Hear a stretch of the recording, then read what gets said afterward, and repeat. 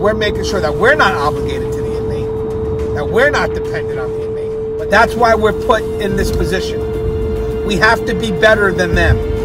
Because if we don't respect ourselves, we can't expect the public to. How you guys doing today? It's Anthony Gangi, host of Tier Talk, and today I want to talk about the importance of chain of command. Inmates will try to circumvent chain of command, and there's a reason why we must enforce chain of command, especially if we're in a supervisory position. So when we get back from our sponsors, we're going to talk about the importance of making sure inmates follow the chain of command. Now, guys, remember, the show Tier Talk's for you. It's for you brave men and women that work that front line. So please, if you haven't subscribed, interact, engage, comment, hit that bell. That bell's going to notify you every time I post up a video. I stand by for our sponsors. I wanted to attend a university that had an intelligence program. I wanted to look at problems different. I wanted to increase my critical thinking abilities. AMU offered those avenues to expand. Obtaining your degree as an adult, you're actually paying yourself and investing in yourself. You can't put a dollar on it. It's priceless. It's something that can never be taken away from you. American Military University. Learn from the leader. Thank you guys for listening to my sponsor. You know, this is a great topic because I'm sure we're all familiar with that one supervisor who's overly friendly with the inmates. Comes into the unit and inmates just run to them and just have this free dialogue with that supervisor, totally circumventing chain of command, totally circumventing, more importantly, the position of authority that that officer has over those inmates.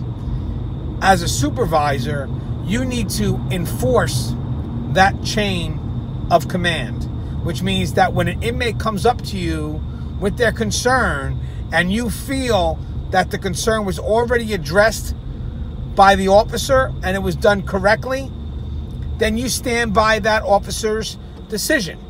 I don't care how well you know the inmate, it doesn't matter. You support the officer's decision if it's the right decision. If it's the wrong decision, that's fine. You don't correct the officer in front of the inmate. Discreetly, you talk to the officer, tell them what's going on, be constructive, educate them, and then they can go back and fix whatever needs to be fixed. But at all times, the power is given to the officer to fix that situation. If the inmates never brought it up to the officer, whatever their concern is, that are going to you directly, then you say, you know what, run that by your officer first. Give your officer that position of authority. Inmates test you by going to the supervisor to see if they can circumvent that officer's position, to see if they can circumvent the chain of command. So you, as a good supervisor, you have to be able to give that chain of command, that position of authority, back to the officer. And the best way to do that is to tell the inmates, go back to your officer or show support for the decision that the officer made. That is the key.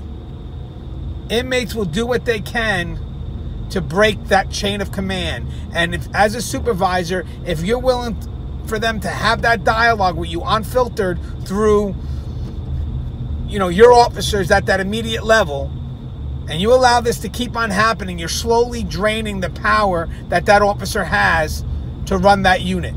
Because then when the officer goes to make an order, the inmates are going to know that, okay, his order doesn't mean nothing, because when supervisor such and such comes in, we can go to them and they'll give us what we want. Make sure that when you enter a unit, that officer still has that power. And let the inmates know that you respect that officer and that that officer, through your eyes, is doing what they're supposed to be doing. And again, if you have to correct something, it's not done in front of the inmates. It's done with the officer on a one-on-one basis, and then you give them the power to fix whatever has to be fixed.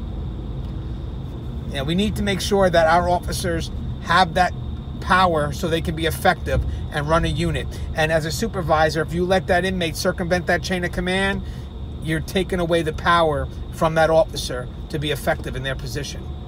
Give that power back by sending the inmate back where they need to go, back to that officer who's their immediate supervisor. As always, guys, the show is Tier Talk. If you haven't, please subscribe, interact, engage, comment, hit that bell.